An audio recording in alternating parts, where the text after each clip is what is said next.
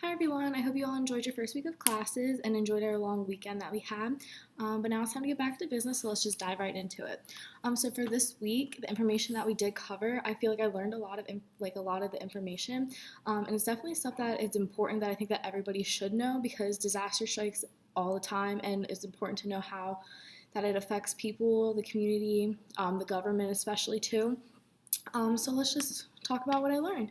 So some of the terms that I think that were really important this week is obviously disaster. The term disaster can paint a different picture for everyone. So having written definitions with like a concrete message really encompassed all the ideas that are important. So specifically this week, the modified definition that was listed, I think really hit every angle related to disaster, including how a disaster is something that's natural. It increases the amount of deaths and can cause some serious illnesses or injuries. And it also disrupts the lives of others, and which can cause great effects in the communities. And then that oftentimes they're going to be needing outside assistance to help rebuild the community that has been impacted by the disaster. Another term that I think is really significant is the pro-social mode. Pro-social mode, in my own words, is an overwhelming amount of people like coming together to help one another. For something positive.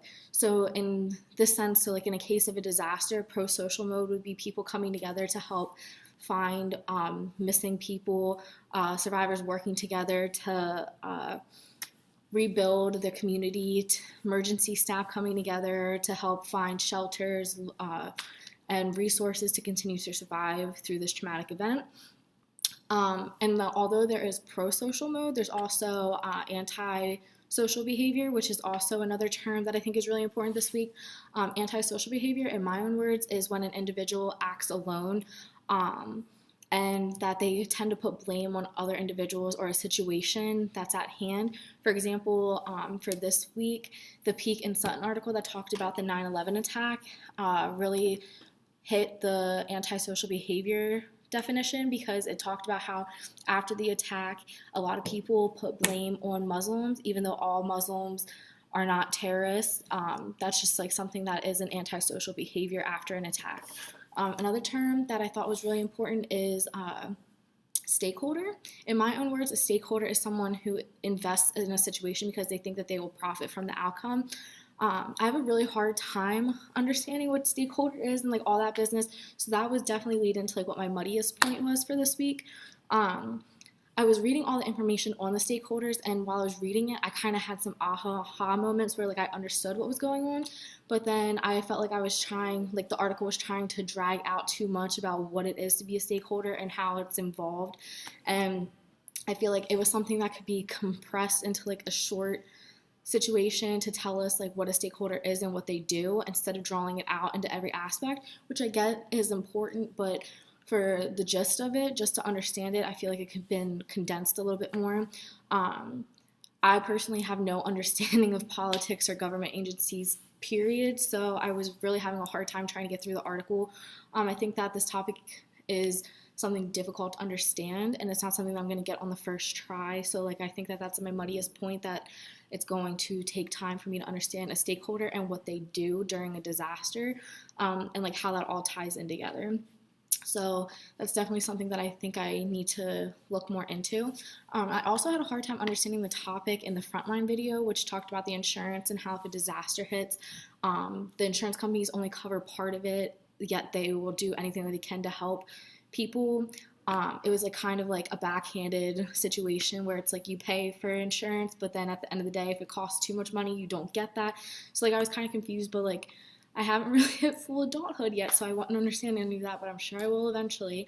It just didn't make much sense to me. But then something that I thought of going through the information personally leading into question 3, if I had to lead an in-person class on this week's topic, I think I would open up the discussion with asking what causes a disaster, or like what do you personally think causes a disaster, because I think the term disaster can be interpreted in many different ways. Like I said previously, it paints a different picture for a lot of people. So like for some people, a disaster is a flood. For some people, it's a terrorist attack. For some people, it could be a fire. So like everybody thinks of it differently.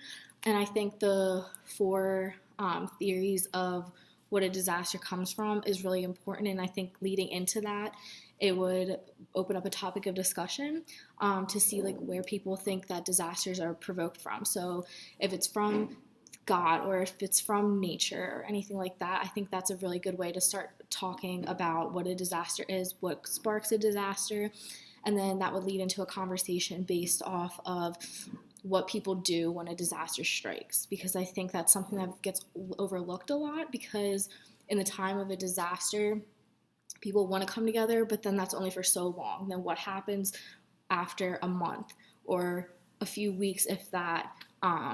What does the community do? Do they go their separate ways or do they continue their bond? What happens when the community is rebuilt completely? Is everyone still close-knit? That's just something that I feel like is a good topic to talk about. But other than that, that's all I have for this week. Thank you so much.